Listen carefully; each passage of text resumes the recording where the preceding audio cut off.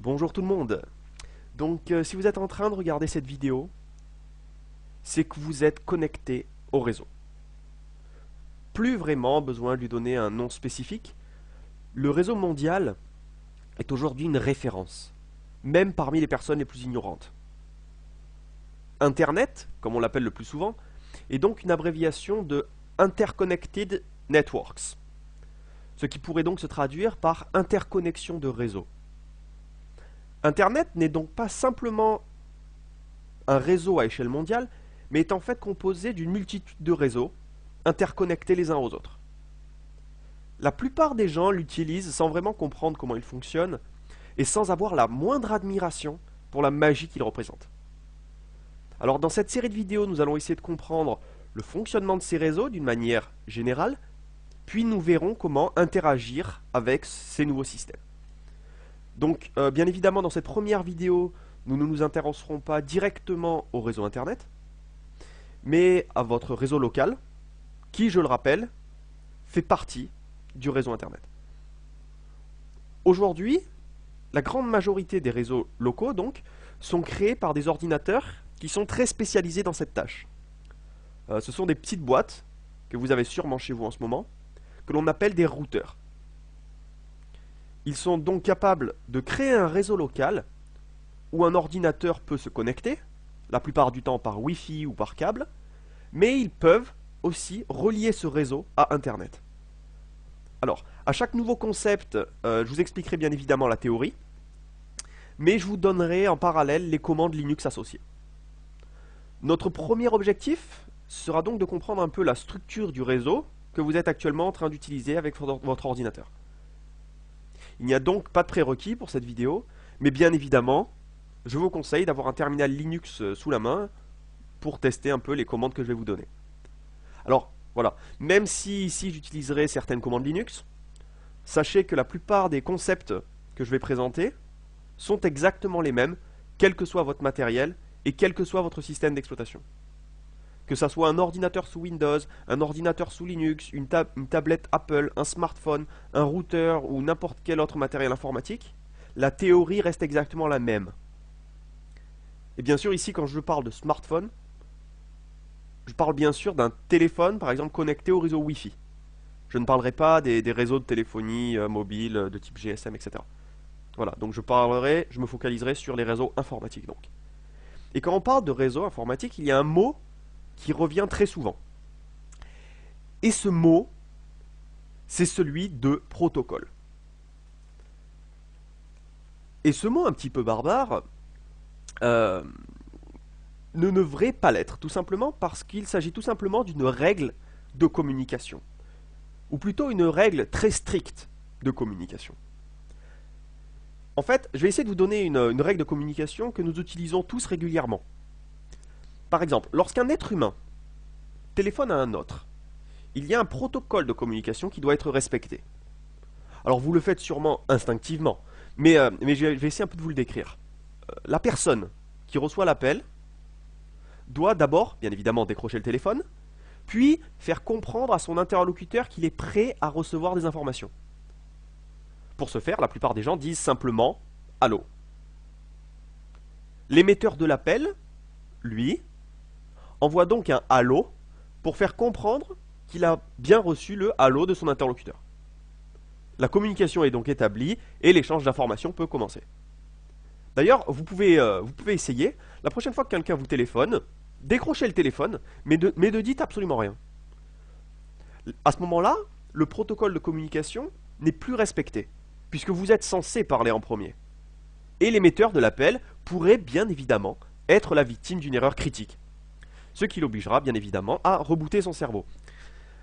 Alors, bien sûr, vous l'avez compris, l'être humain peut se permettre d'être flexible. Et certaines personnes peuvent, aussi bizarre que ça puisse être, peuvent tout simplement ne pas cracher. Et oui. Donc, en tout cas, ce n'est pas le cas dans une communication entre deux machines. La communication doit être établie de manière parfaite pour qu'un échange ait lieu. C'est pourquoi le mot protocole est très important en informatique, même s'il n'en a bien évidemment pas le monopole. Donc, je vais commencer par vous parler du protocole, le plus fondamental des réseaux informatiques, dont vous avez sûrement entendu parler, c'est le protocole IP. Alors IP, c'est donc l'abréviation de Internet Protocol. Et pour ceux qui n'ont pas la chance d'être bilingues, on pourrait traduire ça par protocole Internet. Donc bon. Donc une machine qui respecte ce protocole IP doit disposer d'une adresse IP. Donc une machine doit avoir une adresse IP si elle veut respecter le protocole IP. Mais qu'est-ce que c'est qu'une adresse IP? Traditionnellement, une adresse IP se représente avec 4 nombres de 0 jusqu'à 255, chacun étant séparé d'un autre par un point. Alors voilà, je vais vous donner quelques exemples. Voilà quelques exemples d'adresse IP. 0.0.0.0, c'est une adresse IP. Un autre exemple d'adresse IP, par exemple 1.2.3.4. Et 255.255.255.255. Voilà. Ici, vous avez des adresses IP. Et bien évidemment, ça peut être des nombres aléatoires choisis entre 0 et 255. Par exemple, 15, 21, 84 et 121. Voilà. Voilà donc 4 exemples d'adresses IP. La plus petite étant 4.0 et la plus grande étant 4.255. Voilà, etc. Donc il existe beaucoup d'adresses IP différentes. Voilà. Et toute machine qui appartient à un réseau doit disposer d'une adresse IP pour être capable de communiquer avec ce protocole. Ensuite, pourquoi utiliser le mot adresse IP et pas numéro IP? Ben, tout simplement, c'est parce que cette adresse doit identifier de manière unique une machine sur le réseau. Dans un réseau très simple, comme dans le cas de votre réseau local, chaque machine doit avoir une adresse IP qui permet de l'identifier donc de manière unique. Il n'y a donc pas 2 machines qui auront la même IP sur votre réseau local. Et pourquoi donc le mot adresse? Tout simplement parce que vous faites référence par exemple à votre adresse personnelle, votre localisation géographique, vous vous rendez bien compte que cette localisation doit être unique. C'est-à-dire qu'il ne peut pas y avoir plusieurs possibilités pour la même adresse. Sinon, vous ne recevriez qu'un message sur 2, tout simplement. Donc, on va passer un petit peu à la pratique et on va voir comment trouver l'IP correspondante à votre machine. Donc, bien évidemment, on va commencer par lancer un terminal. Et donc, pour connaître l'adresse IP de votre machine que vous êtes actuellement en train d'utiliser, il suffit de taper dans un terminal Linux la commande ifconfig. Donc, je le tape ifconfig, je valide. Et là, c'est le drame.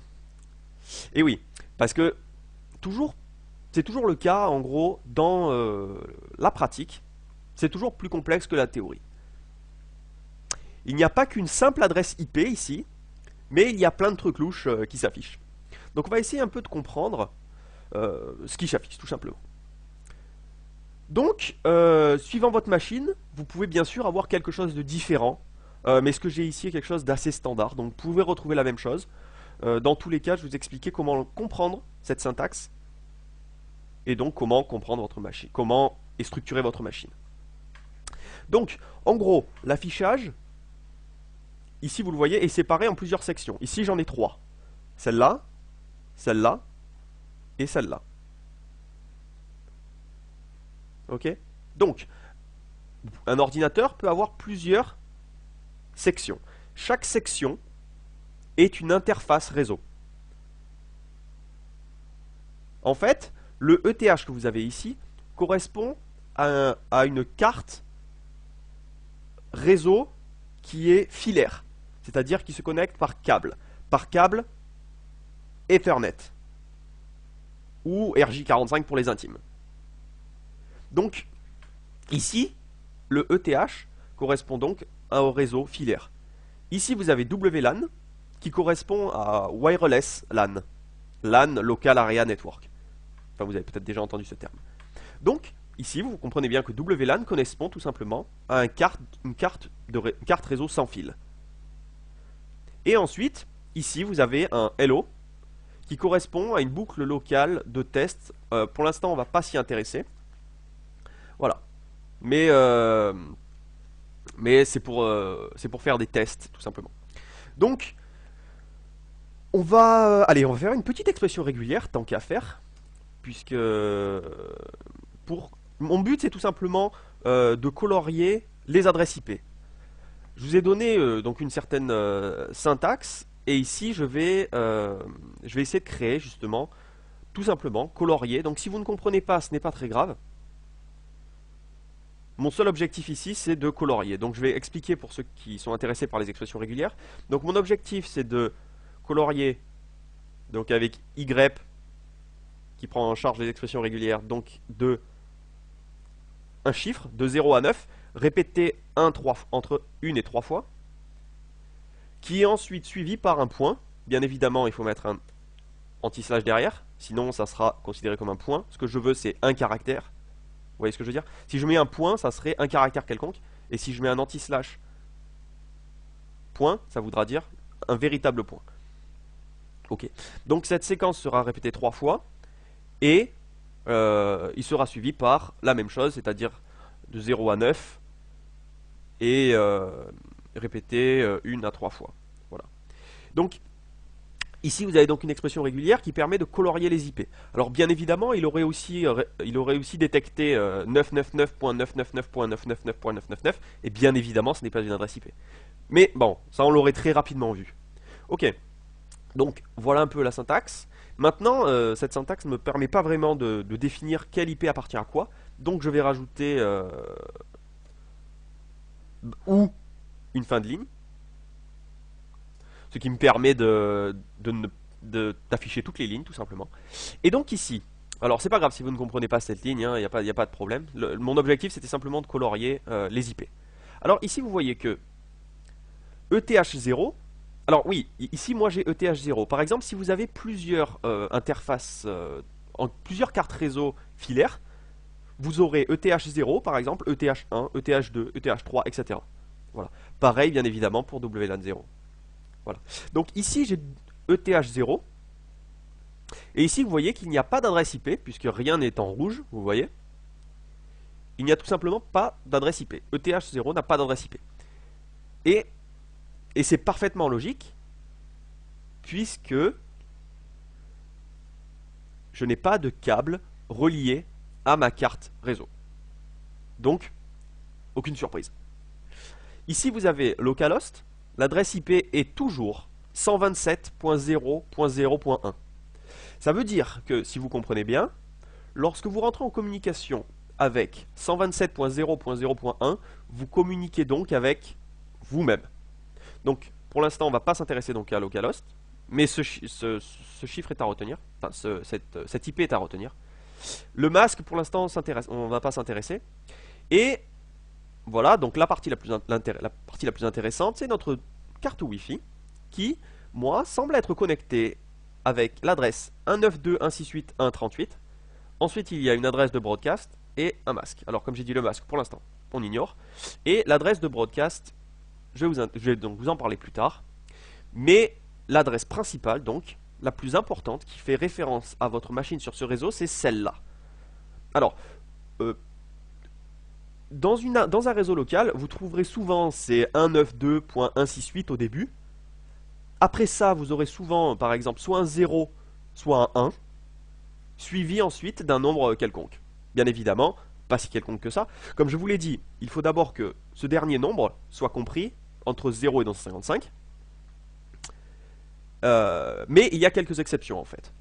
Il ne peut pas, par exemple, être égal à 0. 192.168.1.0, ça n'est pas possible. Car ça sera l'adresse de référence de votre réseau. 192.168.1.1 ne pourra pas être possible non plus, probablement pas, car ça sera sûrement l'adresse de votre routeur. Et, bien évidemment, 192.168.1.255 ne pourra pas être utilisé car il s'agit de l'adresse de broadcast, comme vous le voyez ici. Voilà, donc il y a quelques exceptions. En tout cas, Maintenant, vous savez détecter tout simplement en fonction de comment est relié votre ordinateur à votre routeur, vous savez détecter l'adresse IP qui correspond à votre machine. Donc, bien évidemment, je me répète, ceci est l'adresse qui identifie votre machine sur le réseau local et non pas sur Internet. Donc voilà, donc vous savez maintenant récupérer votre adresse en identifiant un peu vos différentes interfaces grâce à la commande ifconfig. Donc c'est tout pour cette vidéo et j'espère que ça vous a plu et je vous dis à tout de suite.